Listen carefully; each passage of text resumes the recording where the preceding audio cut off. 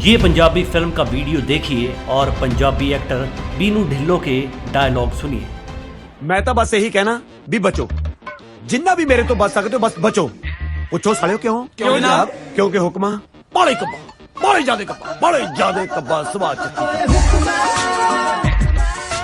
देखा ना किस तरह से बीनू ढिल्लों दबका देते हुए डायलॉग बोल रहे हैं कि डरो जितना डर सकते हो, क्योंकि इनका स्वभाव बड़ा कब्बा है, यानी सख्त है।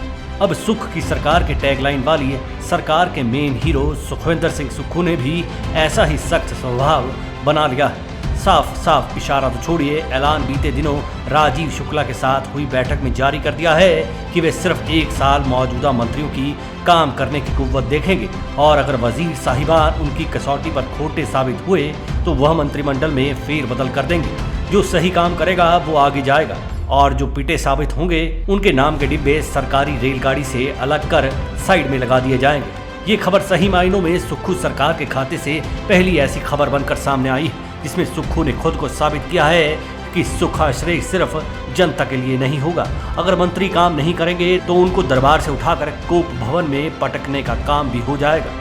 दरअसल कुछ हकीकत ऐसी है जिनसे ये आसार 2 महीनों में ही नजर आना शुरू हो गए कि सरकार का ऑरा सिर्फ और सिर्फ मुख्यमंत्री सुखविंदर सिंह सुक्खू के आसपास ही घूमता नजर आ रहा है। जबकि असलियत ये भी है कि अब मंत्रिमंडल में कई चेहरे शामिल हो चुके हैं और अभी तक प्रदेश के विभिन्न हिस्सों में मंत्रिमंडल के सदस्यों ने जनता को अपनी मुंह दिखाई नहीं करवाई। इस वजह से हिमाचल में सिर्फ सुक्खू नाम ही चल रहा है।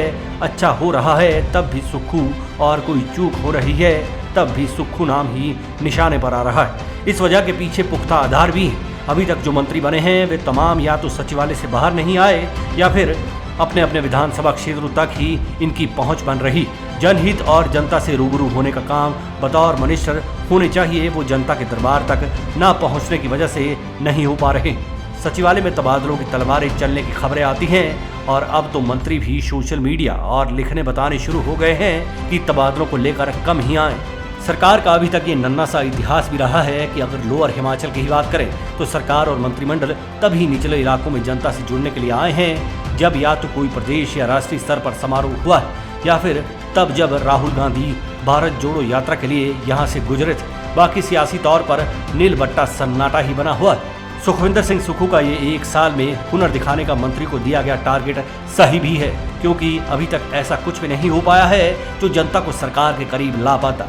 इस बार तो शीतकालीन सत्र ही हुआ, इसके बाद दशकों से चला आ रहा शीतकालीन प्रवास तो हुआ ही नहीं तो पहले के तमाम वीरभद्र, धूमल, जयराम की सरकारें तो शीतकाल में जनता के पास आकर सियासी गर्माहट को परोसती नजर आती थी। लोअर हिमाचल को भले ही इस मर्तबा सीएम और डिप्टी सीएम की गर्माहट मिली थी, लेकिन शीतकालीन प्रवास न होने की वजह से जनता के सपने पूरे होने की आस भी पूरी न हुई। खैर, मुख्यमंत्री सुखविंदर सिंह सुक्खू के इस फरमान के बाद उम्मीद की जानी चाहिए कि मंत्री काम भी करेंगे और जनता के बीच उतरेंगे भी। नहीं तो जनता के चेहरे तो पहले ही उतरे हुए चल रहे हैं। मंत्रियों को भी ये ध्यान रखना होगा कि भले ही सुक्खू के लिए सीएम का पद नया है, लेकिन उनका सियासी इतिहास ये बताता है कि उनका स्वभाव कितना अड़ियल रहा है। जिस आदमी ने वीरभद्र सिंह के खिलाफ सियासत करते हुए आज हिमाचल की सियासत में बड़ा मुकाम हासिल किया है, उसके लिए नकारा साबित होने पर मंत्री को ठिकाने लगाना कोई बड़ा कदम नहीं होगा।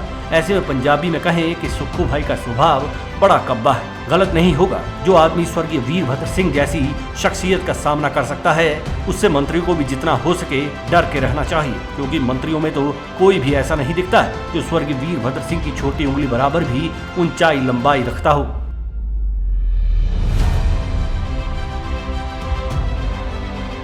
Manish Kaul, black and white news.